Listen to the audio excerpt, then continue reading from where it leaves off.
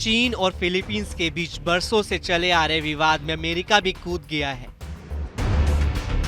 America ने एक ऐसा कदम उठाया है जिससे चीन को मिर्ची लग गई है। अमेरिकी फैसले से इलाके में तनाव बढ़ने की भी आशंका जताई जाने लगी है। दरअसल अमेरिकी सेना ने अपने शक्तिशाली टाइफून लॉन्चर को फिलीपींस में रिलोकेट किया है, यानी लाओग एयरफील्ड से लुजान द्वीप पर दूसरे स्थान पर तैनात किया है। ये मिसाइल सिस्टम लंबी दूरी तक कई तरह की मिसाइलें दाग सकता है। खास बात है कि टाइफून लॉन्चर में शामिल टॉमहोक क्रूज मिसाइल फिलीपींस से सीधे चीन और रूस दोनों देशों को भेद सकती है। इससे चीन और रूस में हलचल तेज हो गई है।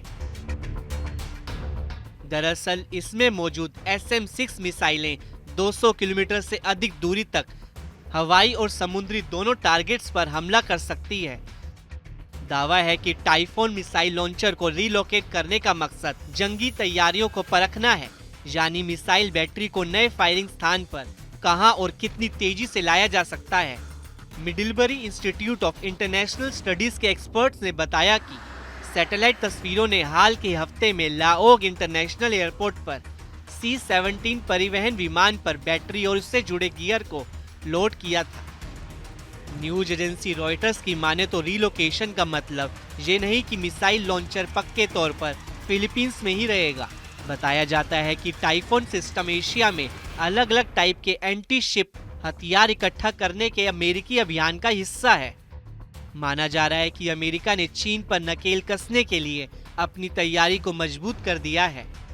बता दें कि अमेरिका इस मिसाइल सिस्टम का इस्तेमाल कई देशों में कर चुका है। हाल में अमेरिका ने फिलीपींस के साथ सैन्य अभ्यास में टाइफून सिस्टम को तैनात किया था। वहीं अमेरिका के इस कदम से चीन बौखलाया हुआ है। बीजिंग ने अमेरिका के इस कदम को उकसावे की कार्रवाई बताया है। चीन ने अमेरिका के सिस्टम पर कड़ा एतराज जताते हुए इसे हथियारों की होड़ को बढ़ावा देने वाला बताया है। मालूम हो कि इंटरमीडिएट न्यूक्लियर फोर्स संधि की माने तो जमीन से हमला करने वाली ऐसी मिसाइलें जिनकी रेंज 500 किलोमीटर से लेकर 5500 किलोमीटर तक है, वह बैन है। हालांकि अमेरिका साल 2019 में इस संधि से हट गया था। 关于美国在菲律宾部署中导，中方已经多次阐明了坚决反对的严正立场。我想再次强调，菲方引入中导系统这一战略性、进攻性武器，制造地区紧张对立、挑动地缘对抗和军备竞赛，是非常危险的举动，也是对本国和东南亚各国人民、对地区安全极不负责任的选择。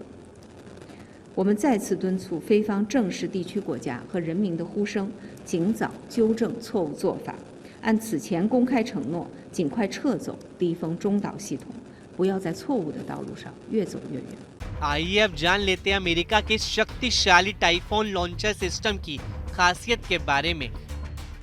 टाइफून को मिड रेंज कैपेबिलिटी के नाम से भी जाना जाता है।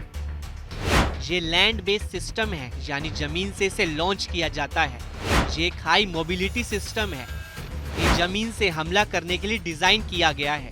इसके मॉड्यूलर डिजाइन की वजह से ये कई तरह की मिसाइलें दाग सकता है। ये एक मल्टीपर्पज और शक्तिशाली मिसाइल सिस्टम है। ये एक मोबाइल मिसाइल लॉन्चर भी है।